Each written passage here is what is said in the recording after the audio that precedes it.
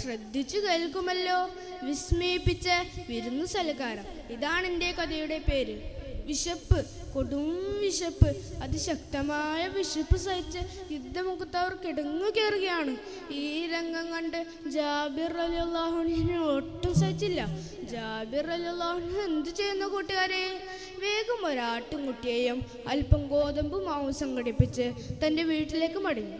ഭാര്യയായ സുഹൈല ബീവി റളിയല്ലാഹു വിളിച്ചു. സുഹൈല, ഓ സുഹൈല!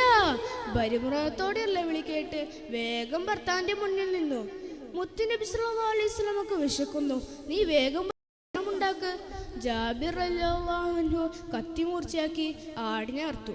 അതിവേഗം നബിയെ ക്ഷണിക്കാനായി അവിടുത്തെ ചാരത്തേക്ക് നീങ്ങി. പിന്നെ വീട്ടിൽ സംഭവിച്ചതൊന്നും ജാബിർ റളിയല്ലാഹു അൻഹു അറിഞ്ഞില്ല. എന്താ സംഭവിച്ചതെന്ന് കൂട്ടുകാരെ? ജാബിർ റളിയല്ലാഹു അൻഹു ആടിനർത്ത രംഗം തൻ്റെ 4ഉം 2ഉം വയസ്സുള്ള പിഞ്ചു മക്കൾ കണ്ടുകൊണ്ടിരിക്കുന്നു. മൂത്തൻ അനിയനോട് ചോദിച്ചു, അനിയ, ഉപ്പ ആടിനർത്തതുപോലെ ഞാൻ നിന്നെ അർത്തോട്ടെ? എന്താണ് അറിവെന്നോ എന്താണ് മരണമെന്നോ ഒന്നും നിശ്ചയമില്ലായിരുന്നു.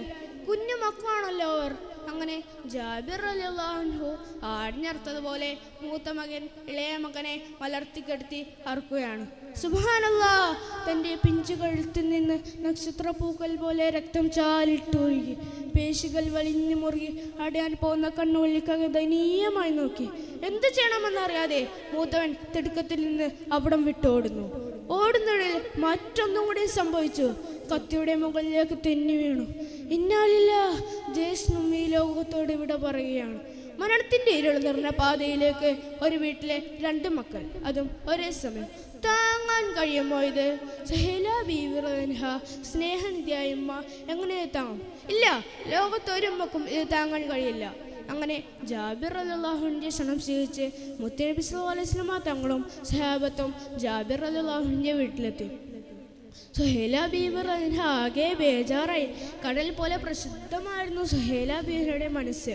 ഒരു ഭാഗത്ത് പ്രവാചകനോട് നിഷ്കോളം വെട്ടുന്ന തീരങ്ങളെ ചുംബിക്കുന്ന തിരുമാലകളെ പോലെ സുഹൈല ബീവി റളിയല്ലാഹു അൻഹയുടെ മനസ്സിലേക്ക് വാരിപ്പുണർന്നപ്പോൾ ഒരു തരത്തിലൊക്കെ ക്ഷമ കിട്ടി. ഇങ്ങനെ ഓരോന്നും ആലോചിച്ചിരിക്കുമ്പോഴാണ് ജാബിർ റളിയല്ലാഹു അൻഹുവിന്റെ സ്നേഹത്തോടെയുള്ള വിളി വീണ്ടും കേൾക്കുന്നത്. സുഹൈല, ഓ സുഹൈല! ആ വിളി കേട്ടതോടെ സുഹൈല ബീവി റളിയല്ലാഹു അൻഹയുടെ മനസ്സിലേക്ക് ഒരു കുളിർ വീശി. പ്രവാചകനോടുള്ള പ്രേമത്തിൻ്റെ കുളിർ. മുത്തുനബി സല്ലല്ലാഹു അലൈഹി വസല്ലമക്ക് കഴിക്കാൻ ഭക്ഷണം എടുത്തു വെക്കുകയും മുത്തുനബി സല്ലല്ലാഹു അലൈഹി വസല്ലമ തങ്ങൾ കഴിക്കാൻ വേണ്ടി ഇരിക്കുകയും ചെയ്തപ്പോൾ മുത്തുനബി സല്ലല്ലാഹു അലൈഹി വസല്ലമ തങ്ങളൊരു ചോദ്യം, എവിടെ ജാബിർ, നിന്റെ മക്കൾ? ജാബിർ തങ്ങൾ സുഹൈലയോട് ചോദിച്ചു. മക്കൾ എവിടെ? വിഷയം മാറ്റാൻ പല തരത്തിലും സുഹൈല ബീവി റളിയല്ലാഹു അൻഹ ശ്രമിച്ചു. പക്ഷെ വീണ്ടും വീണ്ടും മുത്തുനബി സല്ലല്ലാഹു അലൈഹി വസല്ലം മക്കളെ ചോദിക്കാൻ. ഒടുവിൽ ആ സത്യം സുഹൈല ബീവി റളിയല്ലാഹു അൻഹ കൗതുകത്തോടെ പറഞ്ഞു. കണ്ണീരിൽ കുതിർന്ന ജാബിർ റളിയല്ലാഹു അൻഹു എല്ലാ കാര്യവും മുത്തുനബി സല്ലല്ലാഹു അലൈഹി വസല്ലമയോട് അവതരിപ്പിച്ചു. മുത്തുനബി സല്ലല്ലാഹു അലൈഹി വസല്ലമ തന്നെ പറഞ്ഞു, ഞാൻ തന്നെ അവരെ വിളിക്കാം. യബ്നാ ജാബിർ, ജാബിർ 2 മക്കൾ വരും. അത്ഭുതം, അത്യാത്ഭുതം! ചോരയിൽ പൊതിച്ചു മൂടിയ ആ 2 മക്കൾ അനുസരണയുള്ള മക്കളെ പോലെ അതാ എഴുന്നേറ്റ് വരുന്നു. അവരുടെ കണ്ണുകൾക്ക് അത് വിശ്വസിക്കാൻ കഴിയില്ല. മുത്തുനബി സല്ലല്ലാഹു അലൈഹി വസല്ലമ തങ്ങൾ വിളിച്ചാൽ വരുമല്ലോ. ആ വിസ്മയം തീർത്ത വിരുന്നു സൽക്കാരത്തിന് ജാബിർ റളിയല്ലാഹു അൻഹുവിന്റെ വീട് സാക്ഷിയായി. കൂട്ടുകാരെ, ആരംഭ പൂവിനോടുള്ള അതിരുകളില്ലാത്ത സ്നേഹം നമുക്കെല്ലാവർക്കും ഈ കഥയിലൂടെ വായിച്ചെടുക്കാമല്ലോ.